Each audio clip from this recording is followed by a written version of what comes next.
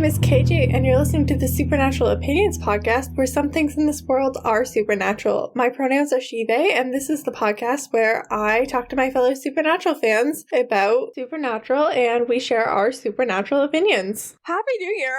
It is still 2021 when we're recording this, but assuming that all things go to plan, it is January 3rd, 2022 when this is being posted, so it's our first episode of the new year. Time travel. Meredith and Julia are currently undergoing finals, so they wish it was January. I wish a lot of things right now. I just want to pass. This week, we're going to be talking about Misha Collins' work on a podcast called Bridgewater. Reminder that discussion episodes are open to all seasons and episodes of Supernatural. We're not going to be focusing on Supernatural this week, but it could happen, and if it does, there are no limitations. There may be spoilers from episodes, including and beyond season 1, episode 20, Dead Man's Blood, which is what we covered last week. Coincidentally, with this same group of people, for the third week in a row, Meredith, Julia, and Francis. Meredith, introduce yourself. Oh, hi. Yes, I am Meredith. My pronouns are she and her, and I really just want to die. But this isn't cool enough to kill me, so... Yeah, it's cool. It'll be fine. I'm sure that by the time this comes out, it'll be over and you'll have done great. Yay. Yay. And Julia. That is the sound of a broken college student, if I ever heard it. Hi, I'm Julia. My pronouns are she, her. And I am excited to have a distraction from my finals. Julia's a freshman, so she is not yet completely broken. It's a very shocking experience. You'll get there. And Francis. Hey, I'm Francis, and I'm happy to be back. And you said this is the third week in a row now? Jeez. Yeah. I'm excited. And I go by she, her. Excellent. Most people listening to this podcast, I assume, know Misha Collins for his portrayal of Castiel on Supernatural from seasons 4 to seasons 15, because it's really what brought us all here to this Supernatural podcast. Oh, yes. But Misha has been super busy in the last, 2 years, basically, since the show stopped filming. This man did not languish during the COVID pandemic at all. He put out a poetry book, which is excellent. He's got a cooking show, which should be starting any day from the time of recording. Conventions started back up, but I think by far my favorite thing has been his role on Bridgewater as Jeremy Bradshaw. If you haven't listened to season 1 of Bridgewater, it's 10 episodes. It's kind of a spooky mystery that keeps you guessing each week. So if you don't want spoilers for that, I would pause this here. You can come back to us when you're ready to hear some wild theorizing, and you'll want to hear the wild theorizing when you're done. It's 30-minute episodes. There's 10 of them. It'll take you 5 to 6 hours to finish. I know, because I did the whole thing last night. All the acting is just splendid. Yes, and it's all big name actors and actresses. It's really good. So the first time I listened to this show was week to week in the summer and early fall as it was airing, and the second time was when I was preparing my notes, which I meant to do over the course of about a week, and I did all except for one episode last night, so that was fun. I also spent a lot of time lurking on r/Bridgewater Podcast on Reddit and Twitter, so if you have been or were posting on that Reddit, thank you so much. There's not a ton going on there between the seasons, but I'm sure when season 2 starts at some point in this year, things will pick back up again there. So I'm actually so excited to have this particular group of people for this episode, because y'all were my support system. Oh no. This was the group of people that I was like, oh my god, did you guys listen yet today? Text me as soon as you're done listening. Oh my gosh, yes. The highlight of this year, really. Every Friday I had a class right in the morning and then a class in the afternoon, and I had 3 hours of time between those. So I would listen to Bridgewater between classes. Me too! I would get up in the morning and I would listen. I start work at 9, so I would start listening for during my first half hour of work for my Friday. But to start with talking about what actually happens in the podcast, I wanted to start with a quick rundown of the main cast. Obviously, Misha Collins is Jeremy Bradshaw, a 47-year-old professor of folklore at a local university in Massachusetts. In denial. That's all we need to say about Jeremy. His main character is being hyper-rational and in denial, and I have a whole character study on Jeremy in my notes. Basically, he's the older male version of Scully. Yeah. Our leading lady is Melissa Poncio as retired and somewhat disgraced former police officer Ann Becker. Mulder. who was partners with Jeremy's father 40 years earlier. Melissa is well known for her roles on Teen Wolf, the TV series, Chicago Fire, and I believe she was also on The Walking Dead for a little bit. As Jeremy's missing father, Thomas Bradshaw, we have Canadian actor Nathan Fillion, very famous, but I know him from Castle, The Rookie, and the Netflix TV adaptation of A Series of Unfortunate Events, and Hermes in the very bad Percy Jackson The Sea of Monsters movie. At least he made it somewhat okay, partially. Firefly!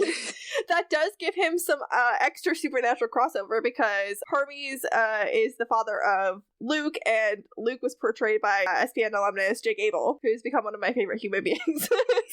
Jeremy's TA Vipin Karana, who must be protected at all costs, is portrayed by Karan Soni, who is, to me, probably the most recognizable as Dopinder in the Deadpool movies, but also it had a 6-episode recurring arc on The Goldbergs and 1 episode of Brooklyn Nine-Nine, which is another show that I love. Yes, I remember him from that. Anne's grandchildren, Ethan and Olivia Hoskins, are portrayed by Samuel Marty and Sabra May, and Anne's daughter, Shelley Hoskins, is portrayed by Hilary Burton, whose husband is Jeffrey Dean Morgan, the talented actor who allows us to be so mad at John Winchester every week of this season.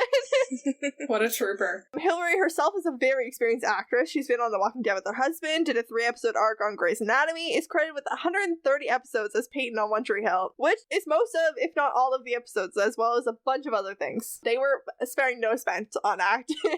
Victoria Grace plays a young cultist, Katie Franks, and the leader of said alleged cultist, Celeste, is portrayed by Kristen Bauer Van Straten. I'm not kidding, this cast is wild. I don't know what the budget was for this show, but I'm so glad it got to #1 on Apple Podcasts because they really set it up for success. If you don't know Kristen Bauer Van Straten, her first IMDb credit is from 1994. She's been in a ton of things since then, including The Secret Life of the American Teenager, Once Upon a Time as one of the Queens of Darkness, Maleficent, and Sacred Lies. Yes, you would know Once Upon a Time. She was excellent in Once Upon a Time. Maleficent is one of the best minor character arcs in the show. And season 4 was not a stellar season, which is the main season she's in. Excellent. Officer Batista is voiced by Cheryl Umana. Officer McDermott by Brigham Snow. Their boss, Captain Haddock, by Will Wheaton. Yes, that Will Wheaton from Star Trek and The Big Bang Theory. And Stand By Me, the 1986 movie that just keeps giving. I love that movie. The Hoskins family is rounded out by Joseph Hoskins, aka Jonathan Joss, who among other things has been in The Magnificent Seven, True Grit, and the original Walker, Texas Ranger as Raymond Firewalker. Currently, the Walker reboot is starring Jared Padalecki from Supernatural, so it's just connections on connections. They're everywhere. That more or less rounds out the major cast of the show. The whole shebang was created by Aaron Mahnke, creator of Lore, which is now a podcast, book series, and TV series on Amazon Prime. And he founded the podcast production company Grim Mild Entertainment, which produces Bridgewater. Hey, Aaron, if you want to produce us, we are open to discussion. I've been listening to Lore. It's amazing. Me too. I'm still pretty early in because there's a lot of episodes, but it's really good. And I also have watched a few episodes of the Prime adaptation of it, and it's also good. And the podcast is also a Lauren Shippen production. I believe she wrote and directed on this project, but she's written, directed, and produced a ton of podcasts, including Marvels, The Bright Sessions, The Passenger List. I know her a lot for her work on Potterless podcast. She's been on there several times. So yeah, that is the crew that put this thing together. Maybe additional credit to Richard Spade Jr., also a Supernatural cast member, for letting Misha record some episodes from his closet. That is awesome. Yeah, there was a poster, I think Misha posted it, of him in Richard Spade Jr.'s closet. Yes, the closet where Dean lives. Sorry, I'm just opening my drink. Yes. That's really good. I have a cranberry ginger ale. Congratulations. Ooh. Anyway, before we get into my crazy timeline, I want to just give the little, synopsis from the Grim and Mild website of what the show is. Folklore professor Jeremy Bradshaw is pulled into the mysterious 1980 disappearance of his police officer father Thomas by new evidence that threatens to upend decades of certainty. Along the way, he is helped by some unlikely partners who challenge everything he believes in and ultimately tries to answer the question, can the past actually be rewritten? Together with his father's former partner, retired detective Ann Becker, Jeremy must chase the clues that will tell him whether his father really did fall victim to a satanic cult in the Bridgewater Triangle or something much more dark and unexplainable. And that is where we begin. I wanted to create a timeline of events. My initial, theorem for, when I conceived an episode, I was like, I want to sit down, I want to do a timeline, because, we're learning things as we go. And also, listening to this the first time was 30 minutes once a week for 10 weeks. So it was spread out over 2.5 months. months. And I was like, I don't think it's that long in Showtime. No. Showtime always moves differently. It's pretty much exactly 2 weeks in Showtime from beginning to end for like the current day timeline. So I said, okay, I'm going to start the current day storyline based on the day that the first episode aired, August 6, 2021, until I encountered something to suggest otherwise. I immediately encountered something that suggested otherwise.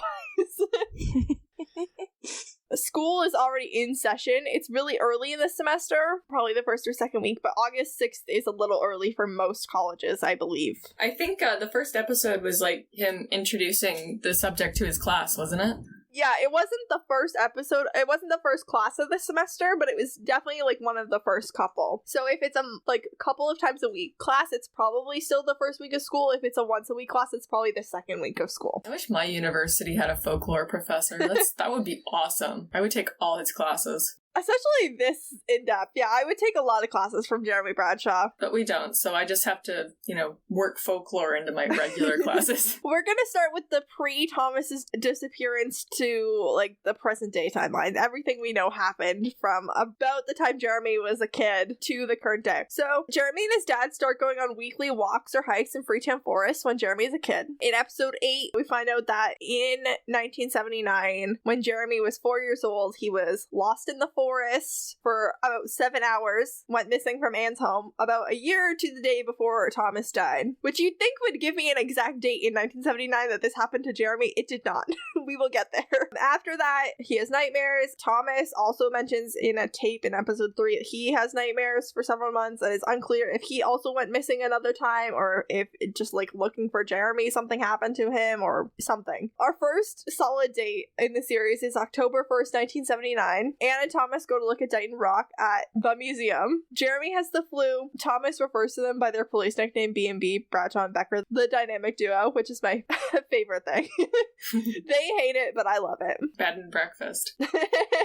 Thomas saw the lights at some point and woke up screaming every night after that for months before he disappeared. The lights. In episode 1, I had a little bit of trouble placing when Thomas went missing. Jeremy says 40 years, but he also refers to the 70s a lot, and so I was like, okay, maybe it's like the end of the 70s or, like 1980, and I was like, okay, it's 1980. He definitely went missing in 1980. A lot of things were happening in 1980, cult-wise. But Anne and Thomas were working on a cult case, and a 12-year-old girl, Francine, went missing from a Girl Scout camping trip. She walked out of the forest totally fine, and that's kind of when Anne and Thomas got onto this The Gathering Children of Tituba thing. Thomas starts having these nightmares, and they stayed active until the early to mid-80s. It was a few years. And then in episode 1, Jeremy does say 1980 specifically about when his father went missing, so that solidified that date for me. Episode 2 was where the timeline took a turn, and I found something that might be a clue, might be a mistake, might be something, might be nothing.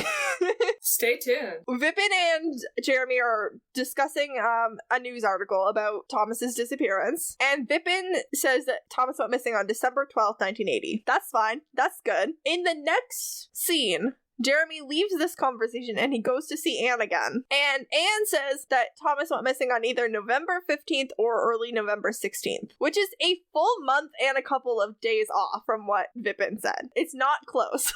I really hope that was on purpose. It's not the same month. It's not the same days, which means either the newspaper is just wrong and this is like like newspapers aren't accurate, or there's something weird there.